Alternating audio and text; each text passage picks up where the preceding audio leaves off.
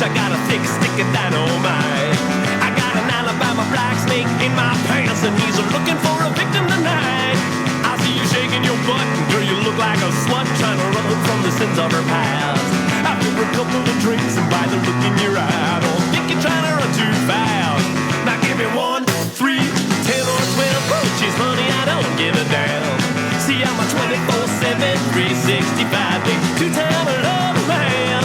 Oh, that thing at home is just a bitchy old hoe, and she can try and catch me if she can. See, I'm a 24/7, 365 day, two-time love man. Hello, everybody. Welcome to the Desert Underground podcast. I'm Desert Danish, and with here is the illustrious Izzy Zaidman. Did I say that right? You said it perfect. Yeah, thanks, Dane. Fantastic. Man. Yeah, you got it. Now, for those of you that don't know Izzy, you should. He is a musician, first and foremost, I believe. I suspect so, yeah. After being a biped, yeah. Now, I'm gonna kind of say how I met you first, and then you can give me a little bit more of your background from there. So, I was driving from Southern California up to Tacoma, Washington. Mm-hmm. My Jeep broke down. My stepdad had given me this old Jeep. It broke down in, what was it, Red Bluff? It was Red Bluff where I met you. I remember that one, yeah. And so I got stuck there for 3 days, and there's nothing to do. It's a tiny town. Walked over to one of the bars one night. Everybody was playing music, and I thought, well, I'll check this out. I see this band, and it was... I played music before and been to shows before, but this was electric. And by that I mean there was just something in the air. You know, next thing I knew, right when you started playing, we get these somebody standing on the bar. I think Seth maybe was standing on the bar. Quite likely, yeah. Could have been. And then you guys, I can't even define the sound. Jazz, rockabilly, fusion, whatever. Something like that, yeah. And I left there that night thinking, holy shit, like, I've never in my life seen this kind of energy out of a band that nobody knows. Oh, yeah. And I don't know why they don't. And so the idea is to promote that as much as I can. I mean, you guys' music is fantastic. Well, thanks, man. I appreciate it. I don't know really what to fill in there for you other than I remember it was Red Bluff. I more or less remember who the lineup in the band was at the time. And I wouldn't say that it wasn't like a particularly unique gig for us, but, you know, we play so many gigs that come in so many different forms. That they fall into similar categories. So that one I put in this sort of category of, it's a local bar in kind of a redneck town where nobody knows our band. The closest fan base that we had is in Chico, which is probably a 40-minute drive down the road from Red Bluff. So we had a couple people from Chico in the audience, but other than that, it's kind of like this, rednecky California, meth land kind of bar that we're playing. So a lot of times when we'll play those sorts of places, we're not going to win over people as much with finesse and what's the word I'm looking for here? Virtuosity. You're going to win them. Those guys were solid. They hit every note. Yeah. That's not the listening audience. It's more like this, this kind of wild audience that's just probably, although they don't know it, they're bored to tears of listening to Skynyrd on repeat on the jukebox and hearing the same kind of rehashed bar bands coming through their town.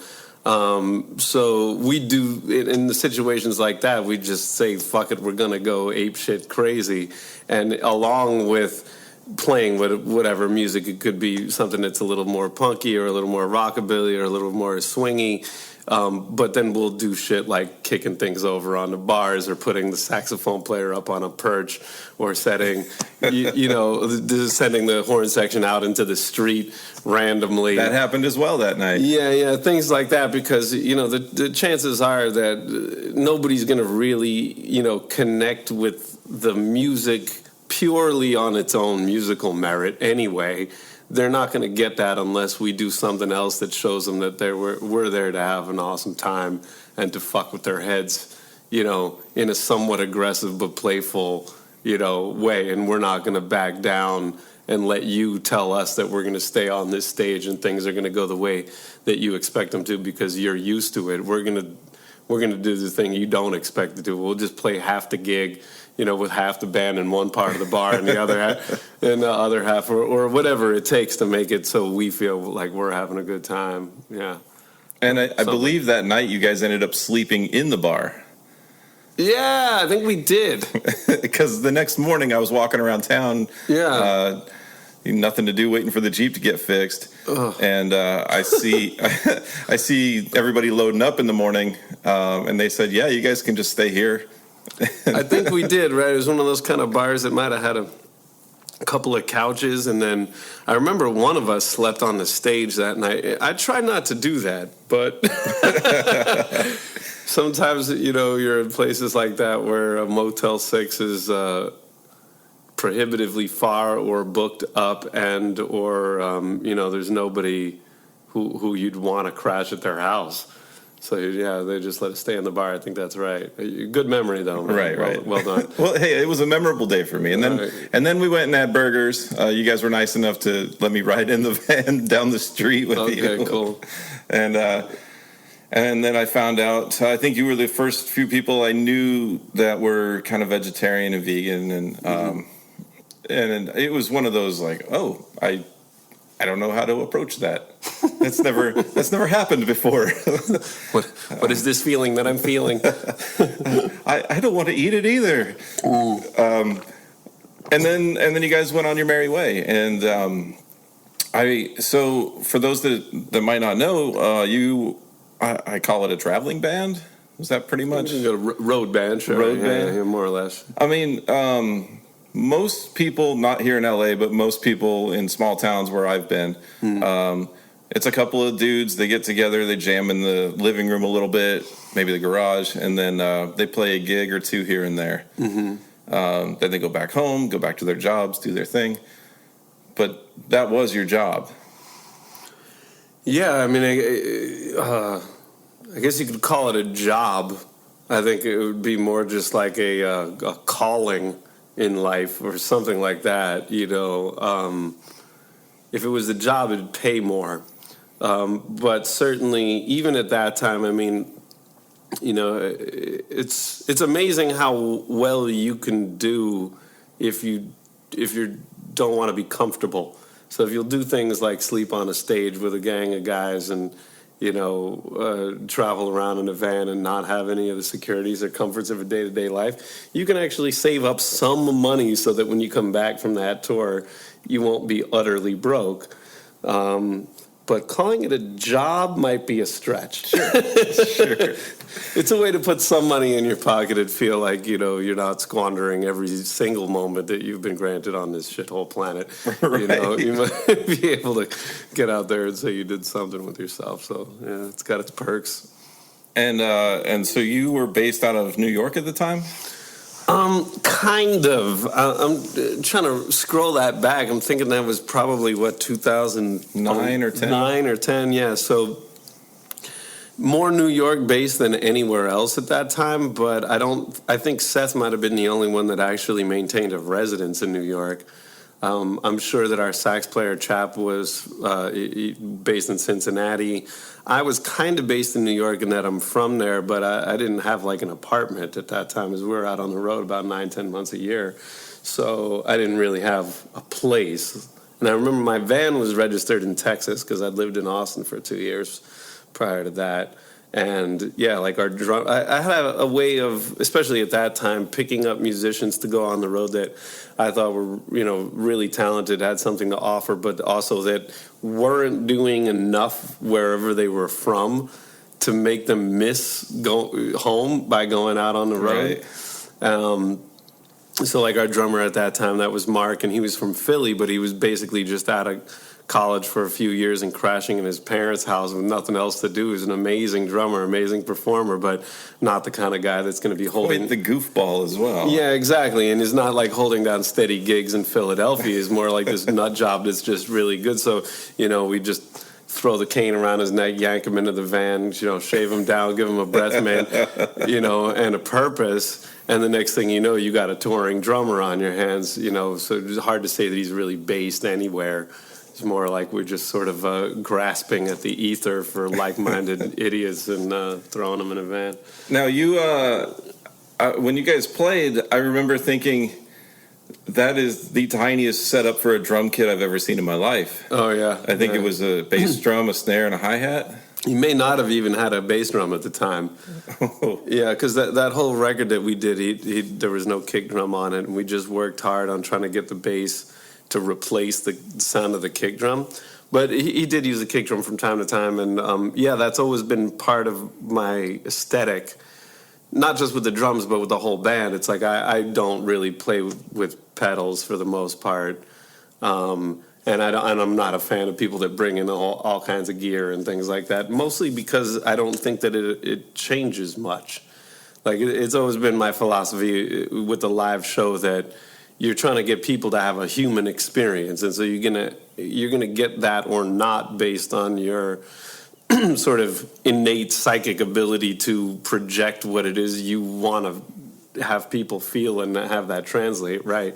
That's very rarely done with a certain number of pieces of equipment, and they're a pain in the ass to carry around, right? So why the fuck would you want to bring a billion-piece rack tom and a China boy and this and that for the few idiots in the crowd that really care about that sound?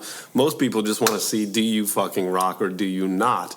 So if you come with that spirit and you put your mind on that rather than worrying about your gear or whatever, I usually find you get a much better result from the crowd.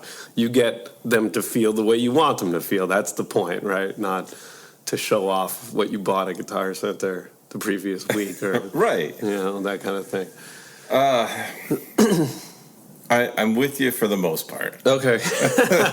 and I've only played 2 real gigs before, maybe 3 now. Mm-hmm. So for me, I have 2 professional sound and light guys in my band. Mm-hmm. So we have buku gear. Yeah, right. And it's fun.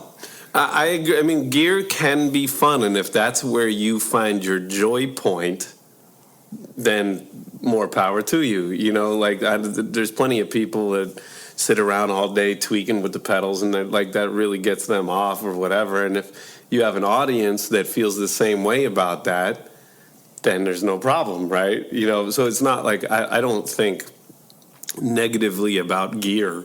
Right. Nor do I think negatively about lights or sound or any of that sort of stuff. It's just that, that's not where my joy point lies. My joy point kind of lies in maybe, I haven't really thought about this, but maybe there is something even slightly more satisfying when people don't know you or don't know what to expect, and you get to just blast them right in the face with, this is what's up, this is who's here, this is what you have to contend with, this is what you're going to wrap your mind around, and you will fucking rock within the first 30 seconds, and if not, by the end of the set, you're going to be subscribing.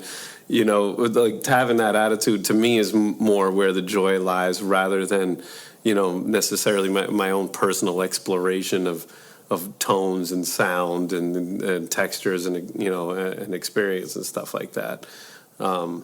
I've definitely been like a big Jimi Hendrix fan since I was a kid. It's hard to be a guitar player and not be a fan of his, but he had that approach, just, I'm going to fuck with sound and I'm going to, pan this thing this way. And blow your mind. Yeah, and he managed to figure out how to do that using the technology that was available at the time in an audience and a demographic that was open to it, and where that was really making a big difference to them. And fucking bully for him, man. That's awesome. But I just haven't found that, like, I get that kind of gas out of people when when I was a kid, I definitely played with all the pedals, and I'd show up at the gig with, a rack full of gear, and I'm firming the plug in the back and all this sort of things like this. And that never made a difference as to whether I walked out of the gig happy or paid or anybody was smiling. So just over the years, you chisel out, like, well, what's really fundamentally important about what's happening here for me? So, yeah, I mean, some people, they just want to stand on their heads and have people watch, and those people become acrobats, and people that want to play with gear, maybe they get to be studio guys, or, you could get a following of people that are really into, it's called like circuit bending. People just basically unplug pedals and replug them in and rewire the things to make these like, and they have whole festivals where people do nothing but that, and they'll applaud like, oh my God, I never heard somebody, beat the shit out of a pedal with a hammer live like that. It was incredible. If you got that and it makes you happy, then good. Yeah, for me, it's I've never wanted a pedal board. And I've always been straight into the amp, throw some distortion on it, and we're good to go. Occasionally, I would buy a pedal just to get a different kind of distortion. And it wasn't until recently I actually bought the board, and that's because I used two guitars on stage, and it was just easier to keep them both plugged in and have it's a pedal that's a switch between the two. And then I was like, well, I have a tuning pedal. Because I am not good with my ear. That's not a pedal. That's an other thing, yeah. So I have these two, and then my distortion pedal that I really like, I threw on there, and I was like, God, I'm one of those guys now. Yeah. even though it's not bad yet, it's the gateway pedal board. Yeah, I can see that. I mean, proof is in the pudding, man. It's like if you're getting the experience that you want, and you think that other people are getting more or less what you intended for them to get, and that's good, then awesome. I think a lot of people a lot of guitar players at least have a tendency to get lost in their gear. They'll play a gig and then, they'll get off of it and not really be satisfied with the experience they had at that gig. And they probably don't really spend enough time self-examining as to why that is. Well, why didn't you like that? It was because it wasn't promoted. It might be because it wasn't well promoted enough. It might be because the beer that they gave you sucked. Right. It might be because the sound system sucked, or it might be because it was a Monday at 3 p.m, and that's just a shitty slot for anybody to have to play. And the list goes on and on. I mean, there's a million reasons why you could have a negative experience at a gig. But if you do and you don't analyze that the right way and try to figure out how you would do it, really so it feels best for you the next time, it's not hard to say, well, this didn't happen because I didn't get the right sound, or if people didn't understand me and the emotions I wanted to convey because I didn't have this flanger pedal that would have gotten that 70s country thing the way that I would have liked them to hear it. And only if I had that pedal, then I would have been able to emotionally connect with my audience better. And that, was the failing. And so if you reinforce that, then you end up with a giant pedal board full of shit, and you're still being depressed over the gigs that you're playing, Yeah, there's a few people I know that play prog rock type stuff that are just pedal junkies, and it's I can't get into it. And then one inevitably goes wrong almost every time. Something goes wrong with the chain or whatever. Almost always, yeah. I mean, definitely part of my thing with it is that exactly. I remember, this was a seminal story for me. Although I wouldn't blame too many other people for not getting much out of this. But if you're a guitar player, you probably get it. These twins, Josh and Jason. Who were really cool guys that I used to be friends with in New York, and they would play in bands, and we would play on gigs together, their bands and my bands and stuff like this. And one day they asked me just to help them move their gear to a gig that they had. I think their band at that time, because they had many different bands, was called Puny Humans, which I thought was a cool name for a band, and it was like this they were trying to be like a Caius, basically, this sort of like heavy stoner metal kind of a thing, right? And so they had these giant, at the time, I guess for them, they were new, but they were vintage orange amps, the real, not the reissues that they got in Right. Guitar Center now, but the real like 70s. The ones that were actually made in England? Yeah, Sabbath fucking monster beast of things, And I think at that time I might not have ever actually seen or heard one of those amps, like a real one, And so I show up to pick up their gear, and we're loading it into the van. I'm like, what the fuck? These are the biggest, ugliest, heaviest, beat to shit. What are we doing, And so they, in the 20-minute drive from their rehearsal studio to the gig, they're giving me this whole rundown about Tony Iommi and Abba-Dibba-Doo and all the sound and all this sort of thing. And I'm looking at them being like, these guys are probably right, but there's something fucked up with this. This is not going to be what it's supposed to be. I can tell because these things are like, they look like they're from World War II or something, So sure enough, we, get to the gig and they play half their set, maybe not even, and the amps, both of them, like fucking blow up. Like there's smoke out of the back of their amp, man. And now they're like going and using the house amp. This is at the Continental, which is still there, but they don't have bands there anymore in New York. And I was just thinking, is your stoner metal tone really worth not having a gig now because you prioritized your worship of vintage gear above fire? Oh, man. Or something like that, and you're like, well, maybe if you would have just came out on stage with, instead of a guitar and an orange amp, you just grabbed a microphone and went, gong, gong, ding, gong, ging, gong, gong. You could have had like a whole Bobby McFerrin a cappella meets stoner metal thing.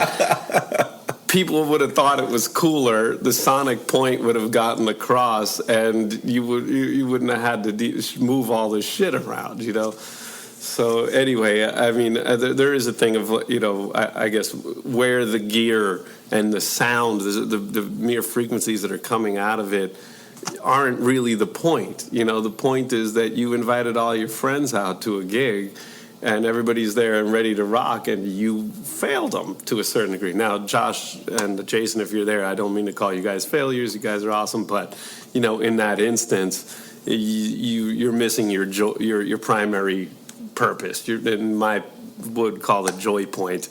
The joy point is a gig well played. Period, Right. And then beyond that, whether you played bluesy or jazzy or metally that's actually secondary to me as to whether or not you're able to, make people rock, on some level, or something like that. And I know there's, like people that are in the Dream Theater and shit. I mean, there's people like that. There's nothing but pedals right. in that music, right?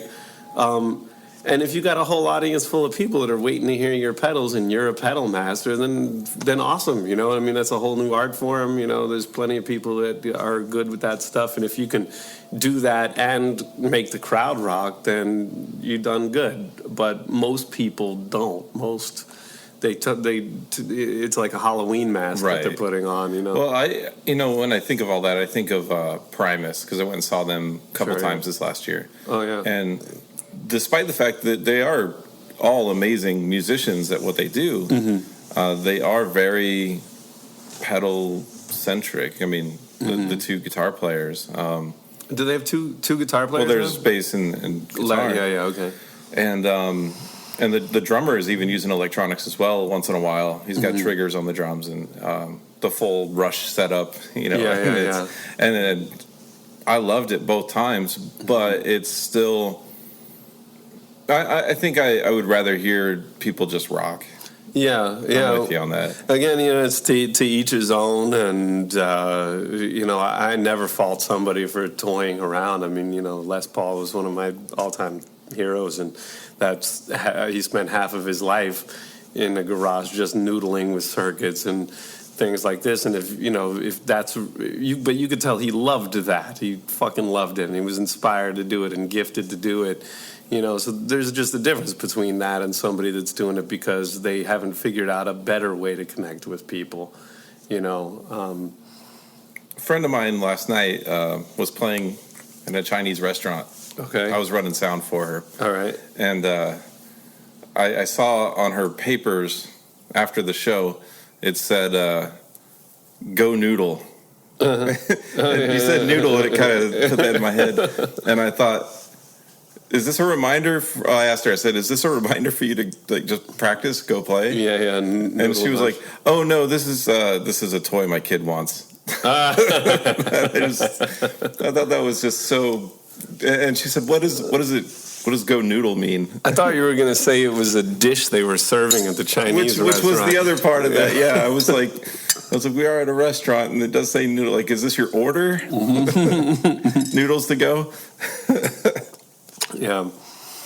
It's actually a pretty kick-ass little place. They, they bring in a couple people, and it's not super huge, but it's not super small. They have a little outdoor patio that they do live shows during the summertime, and it's one of the least common places I would have thought to throw a show, but yeah, people come and play. But people do, yeah. I'm talking, rock bands and stuff are coming in and playing. Just the local guys, but yeah, I love them all. All right, cool. So, and I think you get free dinner if you play. All right, man. All right. How do you go wrong with that? You can't, man. Look, low main. Was that in your guys' rider when you would go to a gig? You'd say, "Hey, we need to have dinner of some sort or drinks." Well, definitely. You're always angling for as many things as you can get out of a gig. We were always on and off with a lot of different booking agents, and so the quality of your booking agent has a lot to do with what you're able to squeeze out of any particular deal. For the most part, though, places I always found in America, I mean, it is a lot different in Europe, which is probably why we're focusing on Europe more these days. But in America, the places that serve food in-house are almost always happy to serve you a meal. The shittier ones will put caps on what it is you're allowed to order off the meal. They don't want people ordering the surf and turf or I don't know, whatever it is.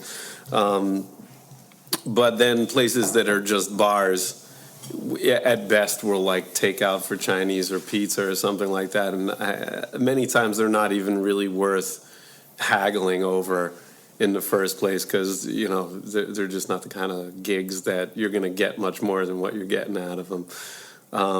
But in Europe, they always feed you. Every gig, it's like you don't even have to ask. It's just kind of part of what they're assuming they're going to... Come, eat. Yeah, exactly. No, that's exactly right. And, even if they have to send you down the street to a local restaurant and pick up the tab, it's never an arguing point. They don't work as much on every dollar that's out our door is a dollar that we're losing kind of model. They have all these different probably socialist ways of, calling it a wash to the government so they pay less taxes on it so they can pay bands more and calling it a cultural, entourage or whatever it is.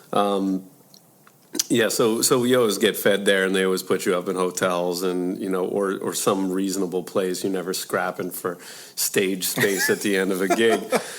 That was, I never in my life thought a bar would be a place where someone would sleep. Yeah. Unless they owned it. I mean, I'm not proud to have the story retold to me, but it's, truth is truth. We definitely did that a number of times. We slept one time, I remember, in a pretty cold... It was like a tool shed in, what was it, fucking Pennsylvania or Ohio or something, where it was like they put enough space heaters in this big tool shed for it to be reasonably warm, but there was like snow on the ground outside, and we just had our air mattresses and sleeping bags and stuff, and we're just crashed out on the floor in there. Yeah, it sucked ass. Well, in telling you this stuff, I'm hoping that it brings you a lot of street cred instead of... shameful spirals of memories. Thanks for recognizing that possibility on my face as a shame spiral. Yeah. No, it's good to have memories told back to me because I don't really spend a lot of time thinking about stuff like that. And it's not because, I'm trying to forget it exactly or I'm trying to run away from it. It's just, I don't know, I always find myself sort of caught up in my day-to-day toils that it's easy for me to forget, a lot of those kind of details. But it's always, your friends when they come around and they start telling more stories and things that you're like, oh, shit. Hey, whoa. I do remember that. There's a buddy of mine, Dave Gorage in upstate New York. Like every time I get together with him, he's telling me some story about something that we did in high school that I have only a vague memory of. And he'll hammer it in enough times. And I'm like, oh, yeah, I guess I do remember shooting that guy in the back that one.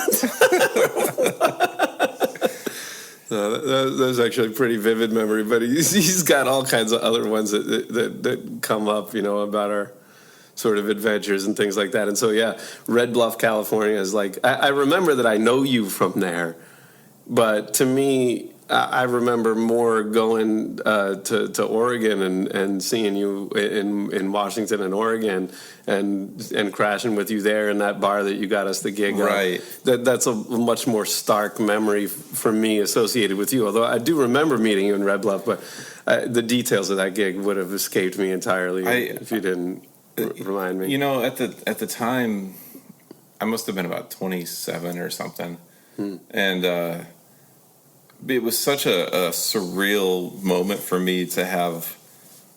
I had never driven the West Coast, so I was driving. Oh, maybe I had, maybe once, but I'm in this 1989 Jeep, which gets like no miles to the gallon, and I was with my brother, and my brother and I had never done a cross-country trip together, so it was kind of this bonding moment. And then with the Jeep breaking down after a couple days, he was like, hey, I'm hitting the Amtrak and heading home, man. And so he left, and I remember just feeling like a struggle.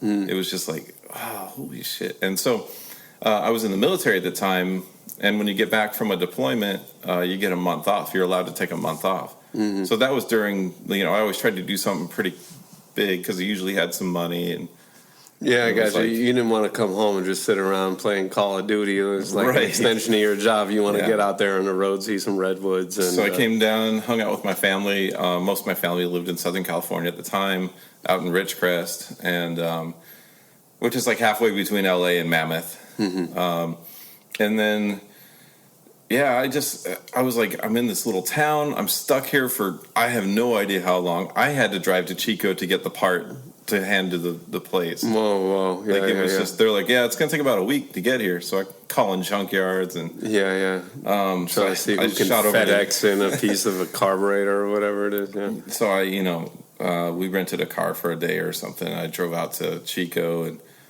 I still have, we bought two of that part. I still have the other one. No shit. Do you still have the car? No. No, it failed a few more times, and I was like, okay, I'm getting rid of this. Right. But I ended up... You should pre-package it in a FedEx box so the next person that gets it in that situation, you can express mail it to them. And so it was one of those... I wasn't on the road a lot, so for me, when I was, it was kind of like an epic adventure for me, and an experience, of course, as it should be. And yeah, it's shitty at the time. Turned out okay. The Jeep got fixed. They made it to Washington, and I met these cool dudes, right? Yeah. And so then I don't remember if it was Facebook or MySpace. Probably Facebook at the time. We kept in touch a little bit. Now, back then, you guys were Izzy and the Castronics. Yeah. And that's because Seth was in the band? Yeah, Seth Kessel? It's been just an interesting journey with that. Not really all that eventful, but yeah, I mean, when I started that band, it was with Seth, and his last name's Kessel. But I was doing most of the writing and all the work and hard shit. So I wanted to have my name on the title of it. So it was Izzy and the Castronics to incorporate like his input. But then, it's funny, he only told me this recently, but he said that the only reason that he really quit the band was because I had booked us a 4-month tour, and he didn't want to be out on the road that long. Now, I knew that he had quit before that 4-month tour, and I knew he wasn't happy about that, but he never told me that was the only reason at the time, because I think if he had told me that, I might have booked a 2-month tour or 2-month tours split by a month or so like this. So anyway, he left on good terms, but I didn't want to call the name Castronics if he wasn't there. So I changed it to Catastrophics, which I thought was like close enough that it wouldn't throw off what fan base we had, and we didn't have to completely rework our entire marketing angle in order to do that. So it was, we could stay more or less in the same, same graphics and artwork, and I didn't have to relabel all the videos and all that shit too much. But now he's playing in the band again, although we're doing more touring and it's even more exclusively my writing, but he's playing bass, or he has been for the last bunch of tours that we've done. So in a way, it's kind of Castronics again, but not. Right. At the same time.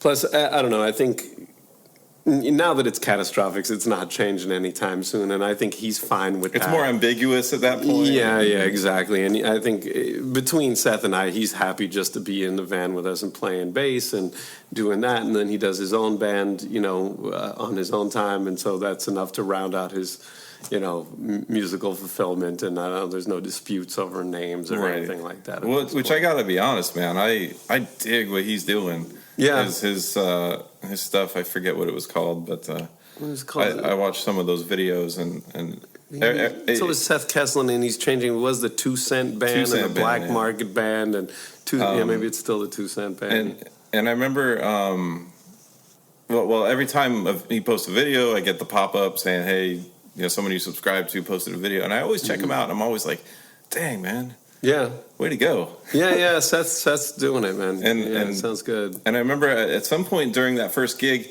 the music stopped.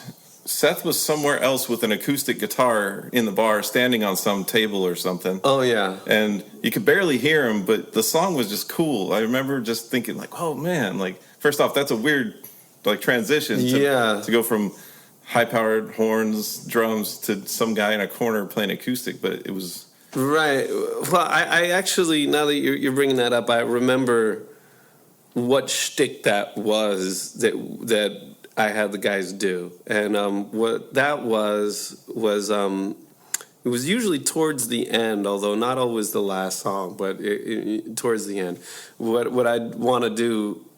And I always did a lot of this, like how many different ways can I use the guys and the instruments that I have at my disposal to get the kind of reaction I want out of the audience, and whatever I have to do to make that happen. So what that shtick was about was like we would go at the end of some song into some, kind of just complete free improv insanity, with everybody just crazy kind of, Zappa, Cecil Taylor, just noisy stuff, right?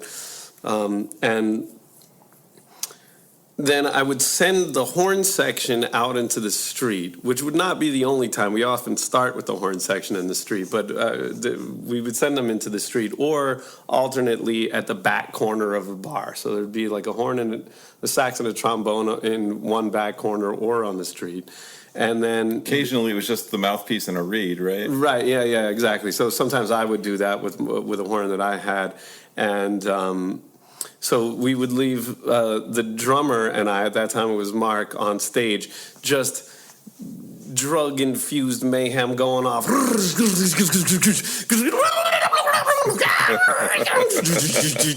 this kind of shit. And while the horns go to the back of the room, and then we send Seth up onto the bar with an acoustic guitar, whereas he had prior been playing electric bass. He, while we're making all this noise, picks his acoustic guitar up out of the case, gets up on the bar, and we would slowly, me and Mark would start fading out. And we would fade it out volume-wise, so most people's attention would still be on us because we were making the loudest sounds. But then as we faded out, Seth would start singing this acoustic guitar song up in the bar, usually like a Hank Williams number or some bluegrass tune, or Blue Moon of Kentucky, or, something like this, one of his sort of Seth Greasery crooner country kind of tunes. And the idea is it was, fading from this insanity. So people are getting this almost like static on the radio with the new channel coming into clarity feeling with just these live elements, right? And then after he would sing and play the tune for a minute or two, the horns would start then fading in and doing some kind of like New Orleans styled groove, like a boom ba dum ba dicka don dun doodle dun doodle doo ba dum ba boo baby didn't don't go to ging go to go bing boom, right? And then Seth would fade out. So now he was no longer at the bar, Right. and he might go to some other back part of the room or start doing something crazy or put his balls on the bar or whatever it was in order to try to get a response out of people. And the horns would start then walking up towards the stage, and then we would do other things from there. Like sometimes we'd do free improv between the trombone and the drums, and or maybe me and Seth would start singing in harmony together and just ping-ponging back and forth. So it was almost like having a mixtape slash, a clash of different musical styles all happening in real time with different people in the band in different parts of the bar doing different shit in order to get that out of people, and so sometimes people were really, really into it and totally captivated, and sometimes they were just confused as fuck, but that's, in my opinion, perfect. Like, And at a little redneck bar, that was just... Yeah, nobody's expecting that, right? I don't want to, give myself a big head or anything. I think I was probably the most interested person at the bar, but as a musician, I try to dissect and watch what people are doing all the time just because I like it. Mm-hmm. And that's what I do for fun too, so right. That was an experience, and I try to explain to people, like, go see these guys, like, that is an experience, you won't forget it. Yeah. And we always had thank you, by the way, appreciate that. And we always had a lot of shtick like that it would just be a matter of like trying to read the room and like does this room require this at this time in order to make this experience be the best that it can be. And that's always been my approach to a live show in general is, I call it sort of like a shamanic approach to a live rock gig, in that I'm there to and the whole band is there to sort of diagnose what the audience needs and then deliver that to them, whether they realize that that's what they need at all. That's irrelevant. So, we never work with a set list. I always have a large repertoire that the band is required to know, and then I go around in a circle, and each band member chooses a song, so they get to use their intuition of what the bar smells like, what girls are in the audience, this kind of whatever criteria they have, they get to use in making a call for what material we're going to play next. And the hope is that if we stay minded on really rocking the shit out of people, that will collectively end up doing that somehow, right? So some shtick like that, we would do at a gig like that because it felt like the right thing to do. Whereas if we were on a festival stage with, a couple thousand people in front of us, it would be harder to pull off the right way, and it would probably come off maybe more pretentious than zany. True. Because the forum is not the right forum for it, you know what I mean? And you're better off sticking within certain other parameters. Maybe they're not exactly, you don't have to stick in the parameters that other people are shoving down your throat, but there still are parameters that are going to be different depending on the time of day and, who you got at your disposal and all that sort of shit. So, we always had stuff like that. There was one that we used to really like to do where I would announce a song, but then when I gave the band a clue word, we would all start talking into the microphone at the same time. Just because if you've ever heard, 4 or 5 guys talking into a mic saying totally different shit at the exact same time, it's maddening. I mean, you could actually see people's tension levels rising in their shoulders. No idea where to go. Yeah, they don't know who to focus on or what the fuck's going on. Like, why is there a whole band full of people just talking at me? That's not the kind of thing that I would do every night, but, sometimes, somebody in the band might, give you a little hint or, call that shtick, and you're like, all right, let's see what happens if we fuck with these people like that. So with my band, I tend to be quite the shtick instigator, where I keep like, hey, here's a wacky idea. Let's try this. Occasionally, I get the pushback, like, I don't know, man. That's a bit much. We're here to play some songs. Well, you got to have the backing of your troops, man. You know, so yeah, and they're all great guys, and they've gone along with some stupid shit that I've wanted to do. We gave away a phallus to somebody at one of our gigs. Okay. If they could guess, a theme of a couple of songs. Like a stone phallus or rubber? More silicone. Okay. Suction cuppy. But, our band, it stands for Dildo of God, so DOG. Okay. It's not my favorite name. I don't think any of us are happy with it anymore.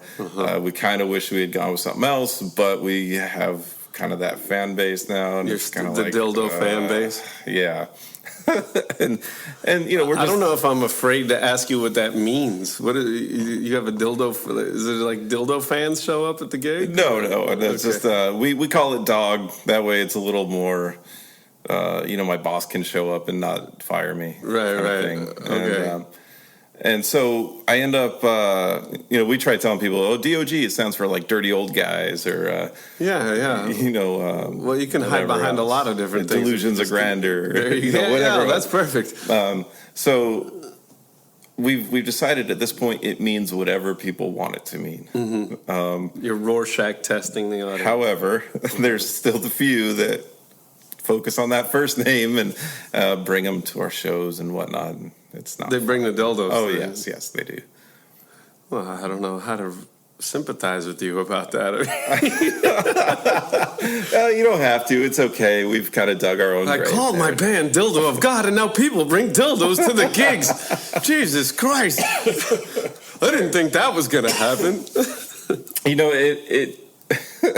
It's one of those things that I wish I could undo, but we're just having fun in town, and it's we play twice a year, so it's not like it's not making a break in your careers at this point. I understand. Right. Good. But one of the shtick was like, hey guys, let's give away one of these to whoever guesses the theme right. Things like that, and they went along with it, and it was fun, but it was just.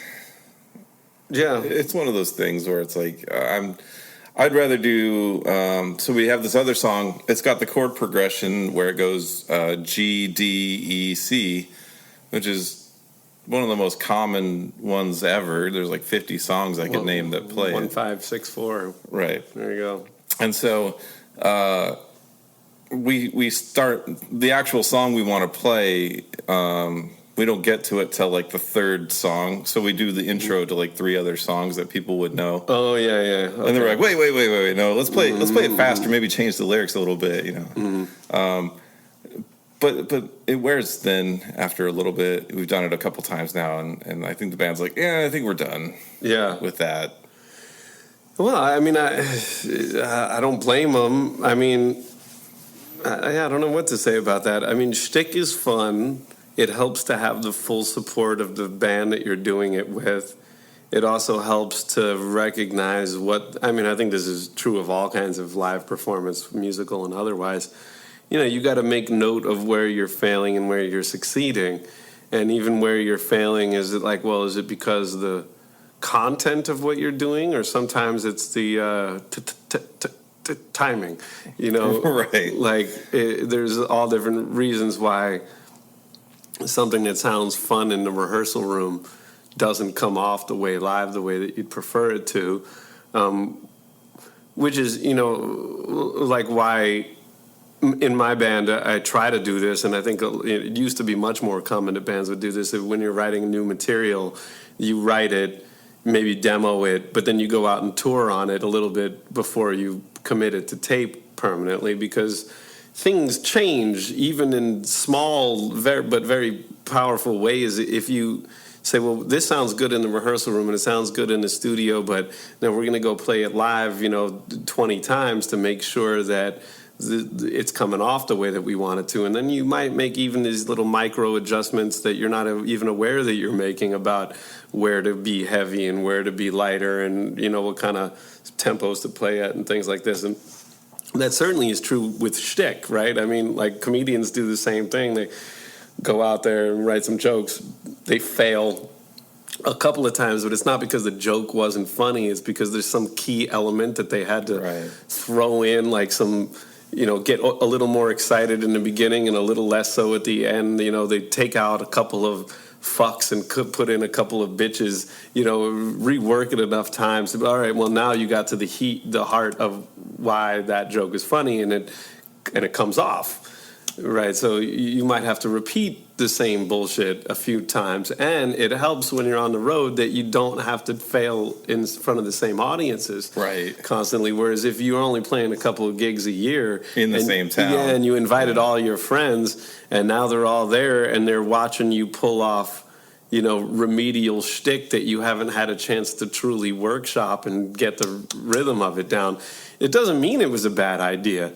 It just means you didn't really chisel away at the craft of it long enough to get the most humor that you were going for out of what you had. So anyway, it's also not to say that your shtick is good. I mean, it might be dog shit to begin with, and maybe it does need to go to the scrap heap. So I mean, I don't know. It depends on how committed your band is to getting that kind of a response out of people as opposed to any other, I think, and this is not a diss on the band at all. They've gone along with some stuff. I don't know why they went along with it, but I appreciate them. And I really love that they back me up on a lot of things that I want to do. I remember one of the big ones was I was like, let's all switch instruments. It'll be hilarious. Well, because I'm not, I can drum a beat. The guitar stuff is easy to go to bass. The bass player plays guitar, and I thought that's perfect. We just got to figure something out for the drummer. Well, he dabbles with guitar, so that might be coming up at our next show, something to that effect. And then, just things like that. Yeah. Well, most things can work to some degree depending on how you frame them.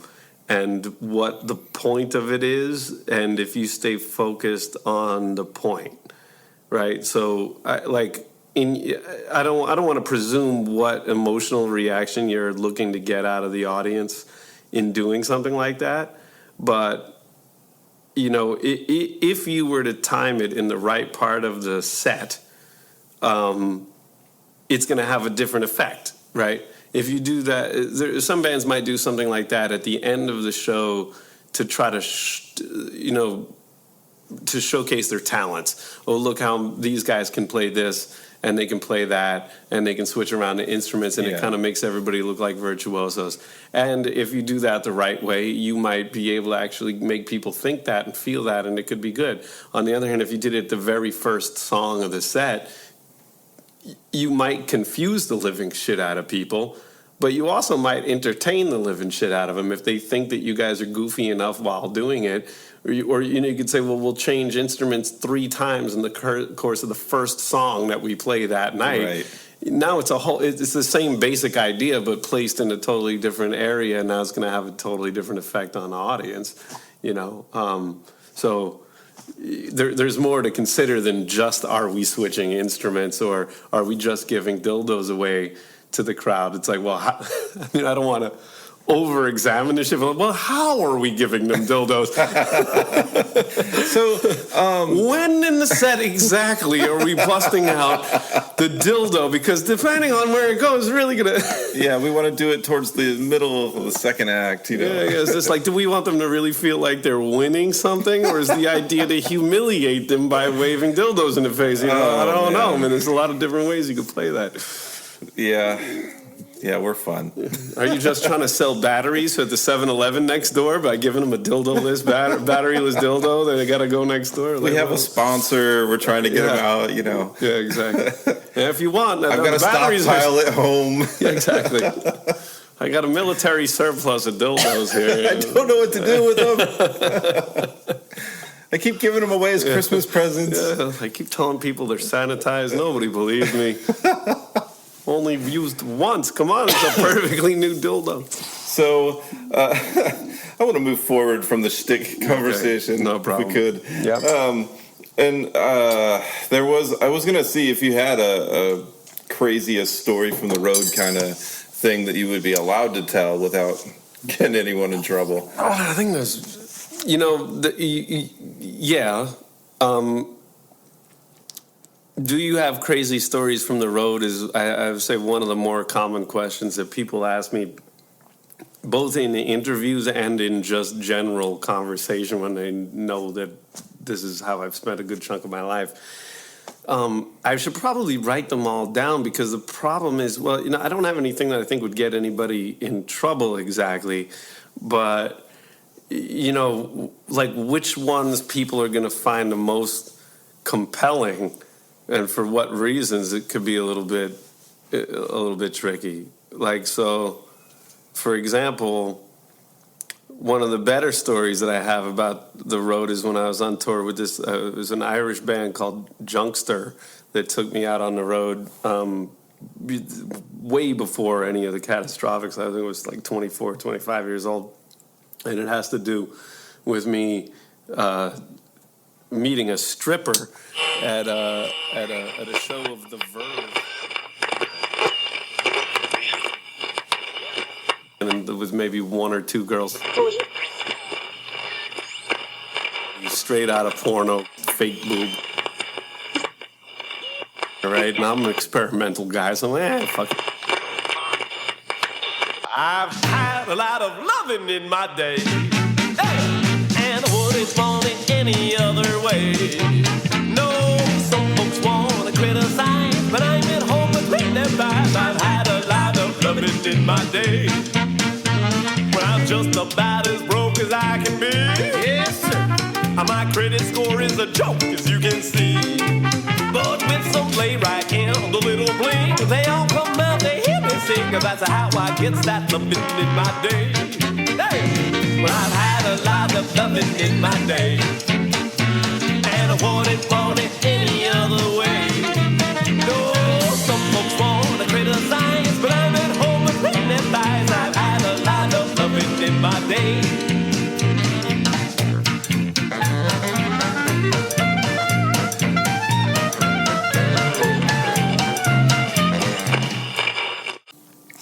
And she says to me, wow, oh, it's the strangest thing. Like what? She's like, my mouth is numb.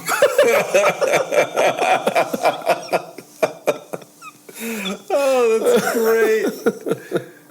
You're like, I'm that good, baby. Yeah, exactly. No, that's why. You just I think what I said was, whoa, that's weird. yeah, that is crazy. It must be magic. Oh, that's cool. Yeah. So there's one for you. I hope that translated well. Oh, fantastic, man. Yeah. I'm sure being on the road, occasionally you run into the backstage Betty or the, hey, like the one night thing. And, it's a prominent thing with touring bands that I've always heard about. Yeah, kind of has to be some point. It's sort of like a partial payment for MWR kind of thing, morale and welfare and recreation. Absolutely, yeah. Thanks for recognizing that. I mean, it's sort of, most people that you find in that world are not judgmental of that kind of thing, which is good. I don't know what your listener base is like, but it really, you have no idea how little music there would be out there in the world if it weren't for the, occasional, sexual good Samaritan that you find out there. And it definitely helps many, musicians who are otherwise living, what could be considered a less than glorious existence, and certainly having a less than glorious 401k kind of, sweetens the pot a little bit, right, to make it somehow maybe in the realm of a worthwhile life choice. So, there's a song of yours called "Dirty Martini." Oh yeah. I know you've told me what it's about, but if you don't mind, could you refresh my memory? Because it is a great song, and clearly from a real experience. Yeah. Well, not really an experience so much as a real person. Right. Yeah, Dirty Martini is she's a burlesque dancer in New York, and she's been, kind of huge, pun intended, for like a long time. And she's crazy talented and just really, really great at what she does. Again, I don't want to put off anybody in your listener base, but since there's nobody, that I have to look in the face and say this, I'll say that, across the board, I guess the burlesque wave is sort of come and gone at this point, but there was a point there that it was pretty big, and it was really, nationally filled with a lot of really untalented people doing a lot of, ridiculous things on stage for not a lot of good reason. But like all art forms, it has its stars and people that are just truly exemplary at what it is that they're doing. So regardless of how watered down their genre might have become, they still shine out. And Dirty Martini's like that. I mean, she's, from the first time I saw her, which is probably 20 years ago or close to at this point, she's just fucking awesome. And she's a big girl, man. She's a big. Like I say in the song, you got to watch this big bitch go. She's incredible, and she's like a trained ballet dancer that can still do the splits and these high kicks, and and she's not doing the fat girl thing like, I'm big and beautiful, and being big and beautiful is worthy, so you have to worship me for that. She just is that, and she also happens to be crazy talented as like a performer. She's really talented with the makeup and the dressing and all of her outfits and the various shtick that she does. She's got all kinds of really great routines. It's really, really entertaining. So I thought that she was, bard worthy. I thought that she was worthy of having a song written about her. Definitely was not the kind of tune that, and I don't really write this way most of the time anyway. Like, I don't just decide I'm going to write a song. It's more like there's something that's in my mind that I've seen or read or thought about recently that's just squirreling around in there, and it doesn't have any way of coming out other than that maybe when I'm on a walk or a bike ride that I just start humming it out and it comes out. So that's why I wrote the tune. And yeah, it's got this swanky old burlesque kind of a feel. It's got this sort of, like Dixieland stripper kind of vibe to it. And it's just written about her and how awesome I think she is. And there's not really that much more to it than that. You wouldn't know this, and I don't know that if this probably doesn't have any reason why you're asking me about it, but there was once we were playing in this, of all places, this like dirty basement bar in Weimar, Germany, where some like collegiate foreign exchange student that was American going to school there started giving each one of the guys in the band separately hell over the fact that, I was talking about a fat girl, and I'm not using, metaphors to say it, Right. I should maybe preface this with the fact that she knows the tune. I mean, we're not like porch buddies, but we're friendly. She knows the tune. She loves the tune. She came up to me one time after she was in the audience hearing me doing it, and I didn't even know she was there, and was like really flattered and thought it was awesome. You know what I mean? So as far as I'm concerned, I got all the confirmation that what I'm doing is politically okay in that moment, and everybody else kind of go fuck themselves, right? But yeah, some like, young collegiate white bitch is now like giving me a hard time in a basement bar in Germany, and everybody else in the band, because whatever, we're like gonna give. She even said, well, you could make fat people sad or something. I don't know, some nonsense like that. You're like, aren't they sad enough? Yeah. Yeah, well, and I can say that because I'm fat. Sure, yeah. I mean, we all been there. I actually just lost 25 pounds recently, man. I'm glad you showed up on this day. But, whatever. Weight's not the point here. The point is, it's a song written completely out of reverence for a person that I have a great admiration for personally, that has given me the stamp for it. I think it's a great tune. Everybody has more or less been approving of the tune, except for maybe I never it even dawned on me that there would be somebody nitpicking away, but that kind of left a sour taste in my mouth. And now when we do it, it's like I almost have to have this like a rebel attitude about it rather than a reverence attitude about it, which is interesting that public reaction can change your feeling about your own material in that way, you know. But anyway, you're right. It was my brain that came up with it. Damn it. Yeah, exactly. Wow. Yeah. So is there a tune that you have to play every time? Is there one that you love to play the most? You know, I don't want to call it a favorite because they're all children, you know. Yeah. You know, not really, because to me, the same way I said that, you know, I like to, I will get to a more definitive answer to that, but the same way that I said I like to craft each one of the live shows based off the repertoire that we have and you know, making each show a little bit different and using everybody in the band's intuitions. Well, for that reason, the songs usually tend to vary in terms of how they feel that they're coming off to the audience in one moment or another. So there's some that feel better not because they're the song that they are, but because they're the song that they are within the context of that specific gig, with that specific audience in that position during the set. Sure. You know, and so on. So a song that might feel great to do 20 minutes after you just had dinner is going to feel different 20 minutes before you get to have your final tequila shot of the night, and that affects the way you feel about it. It's not like the song is not the primary dictator of the emotion that I'm having at that moment. It's more about, does it fit right? Not, you know, is this song right? But within that, I would say that the songs that mean the most also have to do with where I happen to be in my life at any given point. And certainly for the last bunch of years, the, you know, I love my baby, but I hate my baby mama is probably the one that feels the most consistently cathartic for me. And then you rhyme it with baby mama drama. Baby mama drama. You want some money, honey, go bother Obama, which is how we've recorded it. But now live we sing, if you want some money, honey, go bother Melania.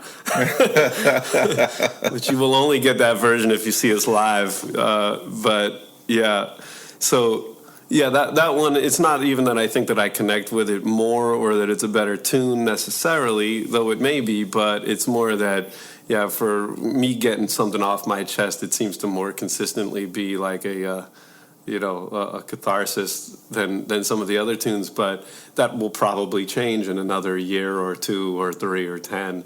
So, you know, it could be some song I wrote from a long time ago that might pop up and start swelling and feeling like it has more importance from one gig to another. So that's why I like to keep a big repertoire and keep the songs moving. And the band familiar with everything so that, you know, they can sort of take the life that they need to take at the time that they need to take it, you know, something like that. Hey, yeah, I get it. Yeah. That makes sense, man. Mm-hmm. So you guys have made some videos. I know you guys have fun in them from what it looks like. Yeah, we do. And we got 3 new ones. We shot 3 videos in Italy last summer. Or, sorry, 1 in Switzerland and 2 in Italy. And we got a new record coming out that'll be called Rome is Burning. And it's a lot rockier. It's a much, much more rocky record than we've done in the past.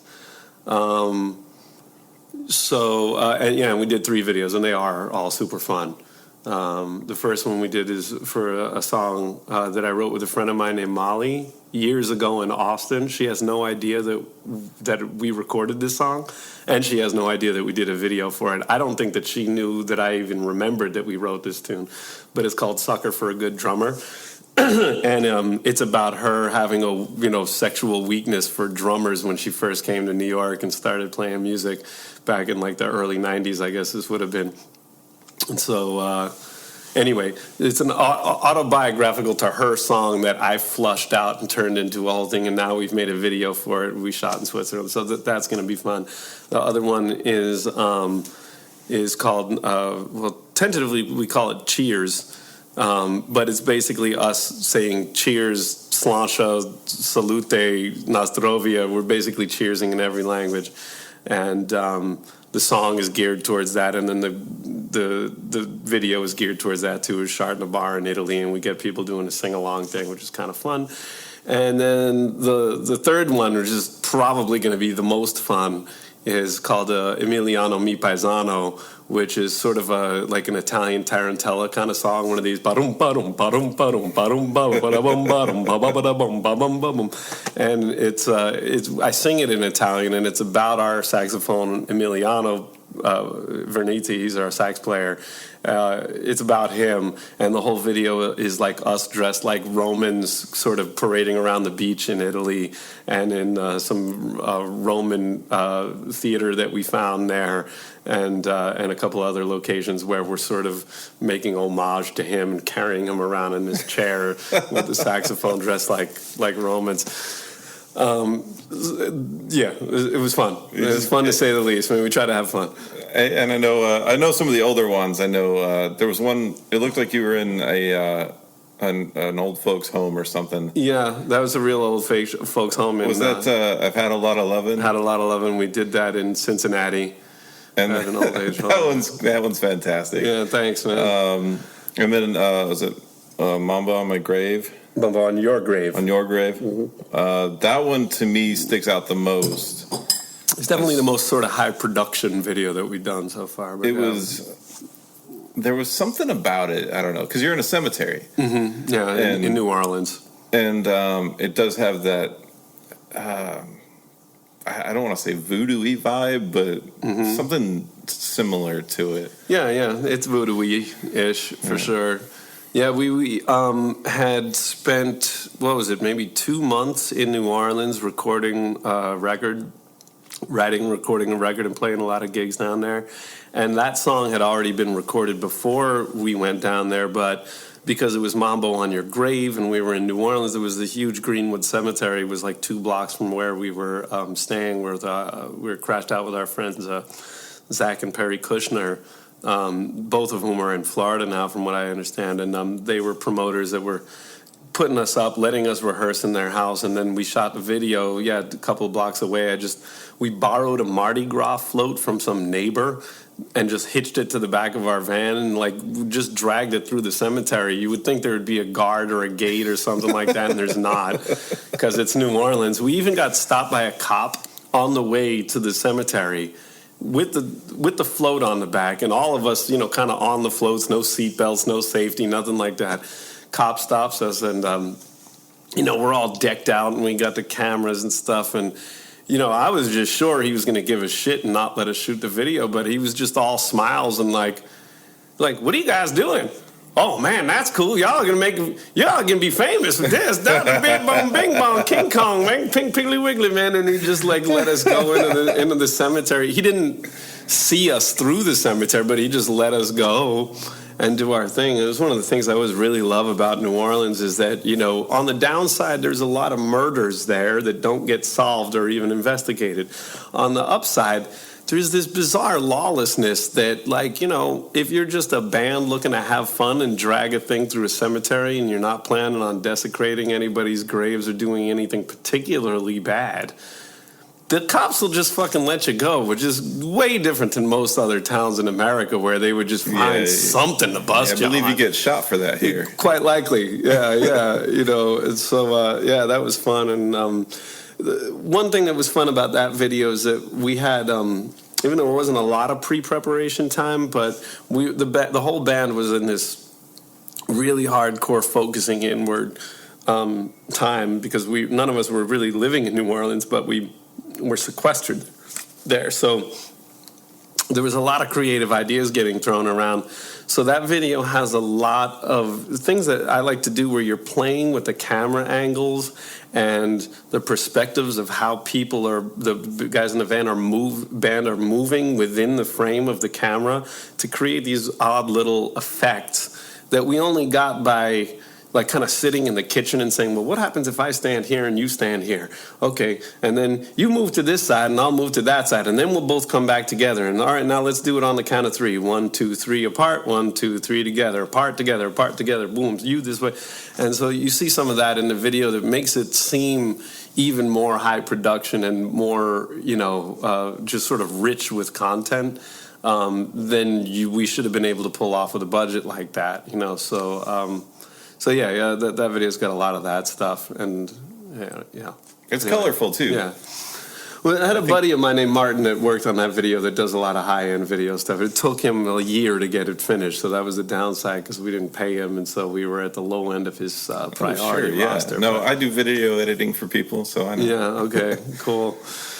Anyway, so there's that one. But that's fantastic, man. I love making the videos for songs that I've written, and I haven't gotten big production or really that much thought into production, but I think it's a nice thing to throw out once in a while to people, you know, and they either can humanize you or just visualize something, or you can tell your story, or there's so much you can do with it. Yeah. You know, maybe just turn the camera on, just strum it, whatever, you know. Yeah. You know, I wish I sort of had more of a philosophy or marketing angle behind that. When it comes to the live show, I have a lot more these particular ideas of what I'm trying to make happen and get across. But with the videos, I don't know. I like making them, you know. And then past that, I'm not even really sure how, like when they're supposed to be released, how they're supposed to be released, like what the point of them is. You know, I don't have a real hardcore thought with that, you know, and sometimes it's a little bit of a struggle to figure out how to lay those out. But I just get into look, there's a fucking camera on me. How do I use that? And how do I use the things in my environment to just have the most fun and create the wackiest looking thing that I can that I think that people will enjoy. So I like the process of it more than the aftermath or considering what effect that has. And you're a true talent. Yeah, I try to be. You know, it's just that's my motivation, is to have the fun that I want to have. You know, right. Things that fall outside of that purview, I usually just let slip because I just don't care. So as of recently, I saw the Zaidman guitars. Oh yeah. So what's going on with that? Well, I got it right there in the other room. I know, I've been eyeballing it, man. Oh yeah. Well, I remember. So I saw a post, and it was saying, you know, here's the guitar, and I thought, damn, that's a lot of money. Yeah, but not in a bad way. Just no, like, I can't afford that. Totally. I mean, I'm quite sure that's why it hasn't sold yet. Which I'm okay with, because I love the guitar and I would just keep it in the house forever if nobody wants to buy it for that much. Right. I think I did drop the price from $6,500 to $6,000, and I mean, I'm not a recognized luthier, so I wouldn't really expect that anybody was going to want to spend that much money on the guitar. And I kind of don't even blame anybody for not wanting to buy it, but that's what I would have to sell it for in order for me to want to really part with it. So it's the second of guitars that I've sort of made it my brainchild and then brought into existence. The first one I also have in the closet. I'll be happy to show you. I don't know, just out of my years of playing, as I have these certain things that I want to look for in a guitar, certain things that would turn me on to see, and sometimes there's not a better way of doing that than getting somebody to make your thing. So what it is just my brainchild that I ordered a bunch of parts for, and had a really amazing luthier named Ari Shabbat here in the Valley put together for me. I mean, I could describe it in detail, but basically, it's a downsized Telecaster body with made by Warmoth, that I have a Warmoth neck on that's got these crazy frets called True Temperament frets that help you play perfectly in tune, and then it's just got a lot of really high end parts on it. So it's got a Seymour Duncan Zephyr Telecaster pickup in the bridge, which is like a $400 bridge, and then a Lawler Charlie Christian in the middle, and a Lawler Tron in the bridge.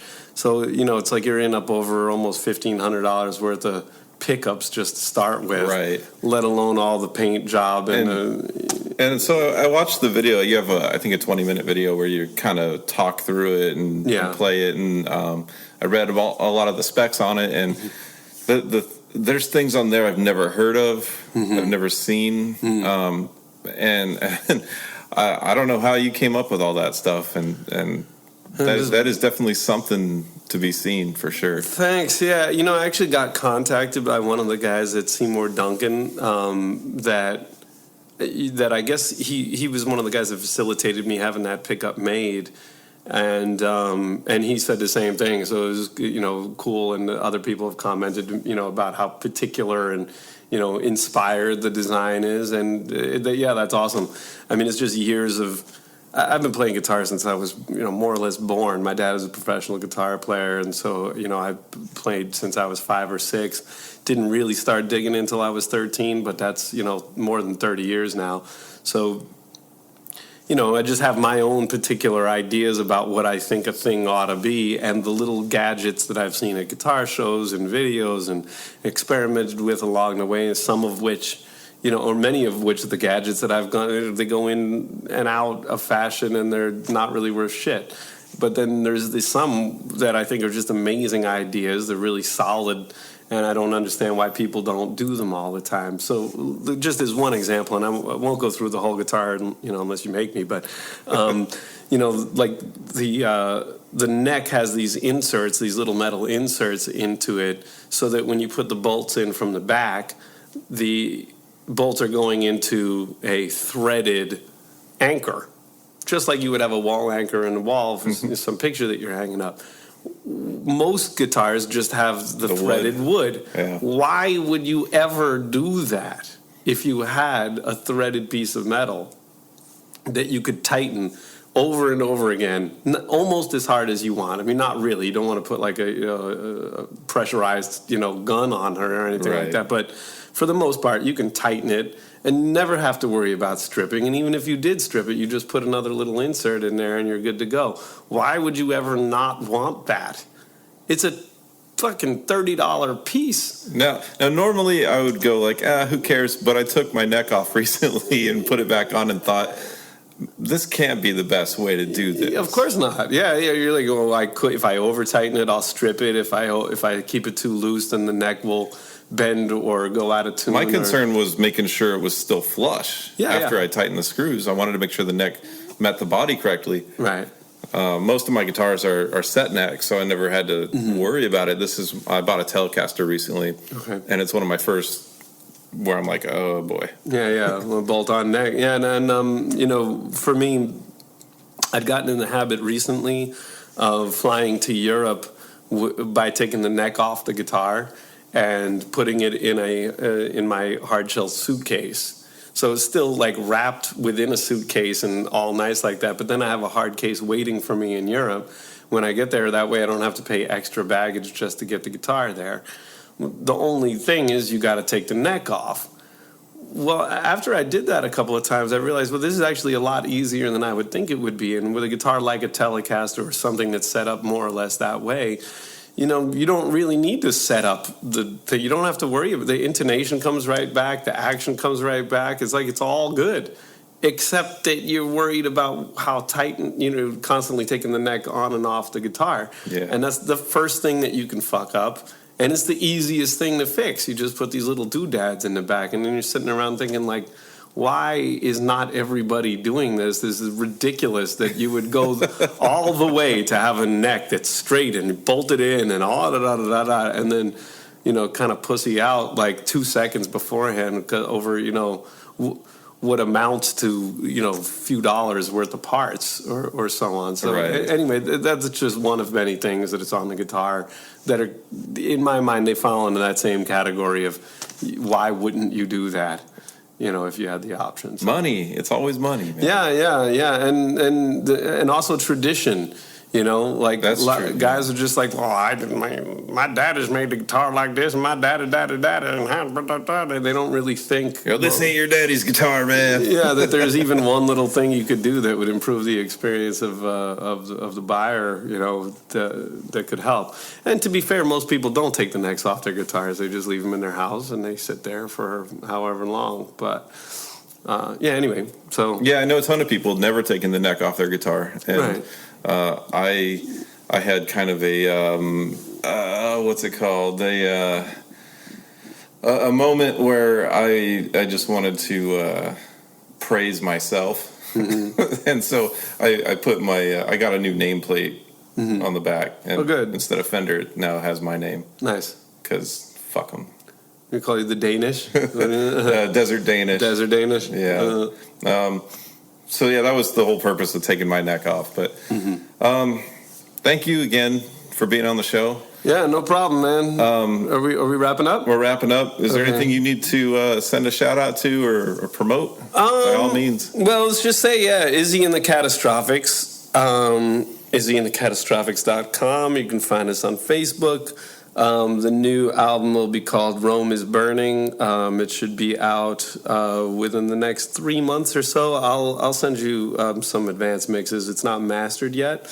We recorded the whole thing analog at a studio called the Bomb Shelter in Nashville, which is a great studio. And Andrea Tojic mixed. He's the owner of that studio, and he mixed the whole thing. Did a really, really great job. I think I'm more proud of the mix job and everything, all the production than just about any recording I've ever done. It sounds awesome. And it's going to be mastered analog in Austria as well. So the hope there is that, we'll get it pressed to vinyl. 'Cause vinyl is huge in Europe these days, and here it's also making a big comeback. So when people get the vinyl, whether it's a 45 or an LP, we'll never have seen digital. It'll have been analog the entire time and never been put through a computer or any of that stuff. Obviously, the MP3s will also be available, right, and they'll also sound good. But if you buy an analog copy of the record, you'll be getting a true recording and not something that's been digitally bullshitted at any point along the way. So we're kind of really proud about that.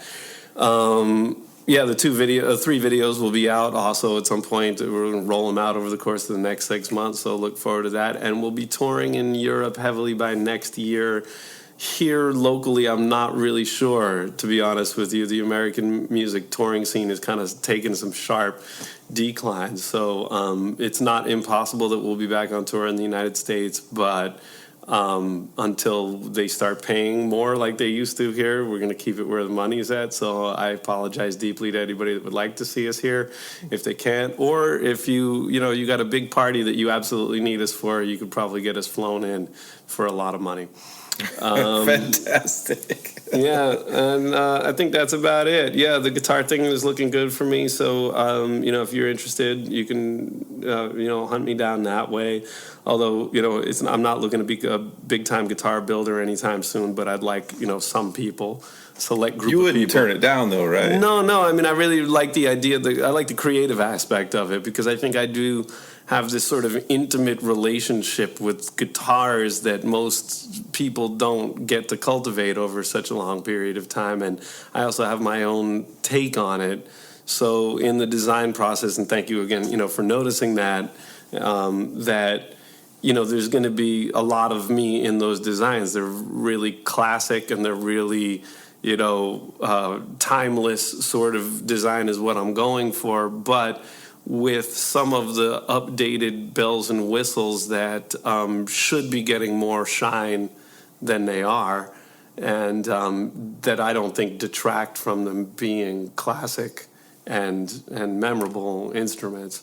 So there's nothing crazy, wacky like double floating bridges and 9 strings and this sort of stuff. Right. But it's all real like kind of meat and potatoes. Palm-oriented B-bender and a 0 fret that stays in place and keeps things together, and those inserts that I mentioned, and just a really nice wiring scheme and solid bridges and stuff like that. So if you're interested in guitar collecting and design and stuff like that, by all means get in touch. Awesome, man. Yeah, man. Thanks for coming over, Dan. Yeah, appreciate it, buddy. Thanks for opening your house for the show. Yeah, you got it. Back to the Desert Danish. Thanks for listening, guys. Later.